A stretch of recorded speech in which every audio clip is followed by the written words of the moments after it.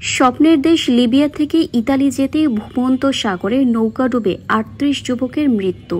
বেশিরভাগ যাত্রী ছিল হবিগঞ্জের। ইতিমধ্যে অসংখ্য লাশ উদ্ধার করা হয়েছে। বুক ভরা স্বপ্ন আর মন ভরা আশা নিয়ে পরিবারের প্রিয়জনকে সুখে এবং শান্তিতে রাখতে একটি ভালো উপার্জনের জন্য মানুষ জীবন বাজি রেখে প্রবাসে পাড়ি জমায়। লিবিয়ায় যেতে প্রায় খরচ হয় ১৮ থেকে ২০ লক্ষ টাকা। এমনও মানুষ আছে জমি জমা বিক্রি করে, এমনকি চড়া সুদের মাধ্যমে টাকা এনে দালালকে দেয় প্রবাসে যাওয়ার জন্য। যদি মাঝপথে স্বপ্ন ভঙ্গ হয়ে যায় তাহলে জীবনের কোনো অস্তিত্বই থাকে না। আজ ইতালি যেতে ভূমধ্য সাগরে চলে গেল অসংখ্য তাজা প্রাণ। এই খবর শুনে ইতিমধ্যে অনেকের পরিবারে নেমে এসেছে দুঃখের ছায়া। ভেঙে টুকরো টুকরো হয়ে গেছে মনের আশা।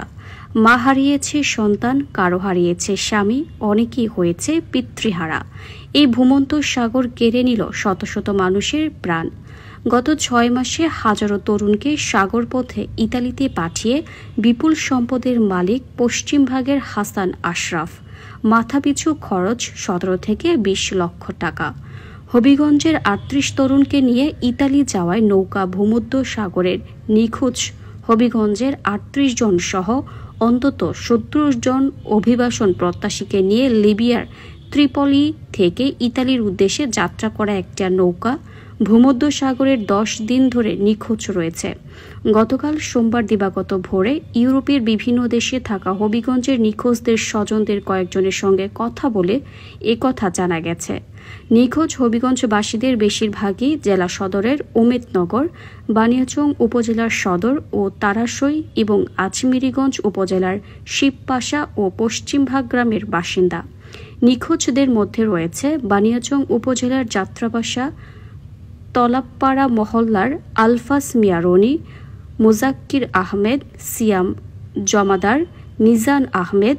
এছাড়া হবিগঞ্জের উমেদনগর, আজমিরিগঞ্জের পশ্চিমভাগ, জলসুখা ও বানিয়াচং উপজেলার তারাশই গ্রামের অন্তত ৩০ থেকে ৩৫ তরুণ নিখোঁজ রয়েছেন। গত ৩০ সেপ্টেম্বর লিবিয়ার ত্রিপলি থেকে ইতালির উদ্দেশ্যে ভূমধ্য সাগর পাড়ি দিতে ৪টি নৌকা ছেড়ে যায়। এর মধ্যে একটি নৌকায় হবিগঞ্জের ৩৮ জন সহ প্রায় ৭০ জন ছিলেন। সেই নৌকাটি নিখোঁজ হয়েছে। বাকি ৩টি নৌকা ইতালিতে পৌঁছেছে। আরও জানা যায়, আজমিরিগঞ্জের পশ্চিমভাগ গ্রামে লিবিয়া প্রবাসী হাসান আশরাফের মাধ্যমে ওই ৩৮ জন ১৭ থেকে ২০ লাখ টাকা করে দিয়ে ইতালি যাওয়ার উদ্যোগ নেন। ৩০ সেপ্টেম্বর ইতালি থেকে যাত্রীদের নৌকায় তুলে দিয়ে বিষয়টি তাদের বাড়িতে জানানোর পর থেকেই তাদের আর কোনো খোঁজ মিলছে না। হাসান আশরাফ গত ৬ মাসে প্রায় ১,০০০ বাংলাদেশিকে অবৈধভাবে ১৭ থেকে ১৮ লাখ টাকা করে নিয়ে ইতালি পাঠিয়েছেন।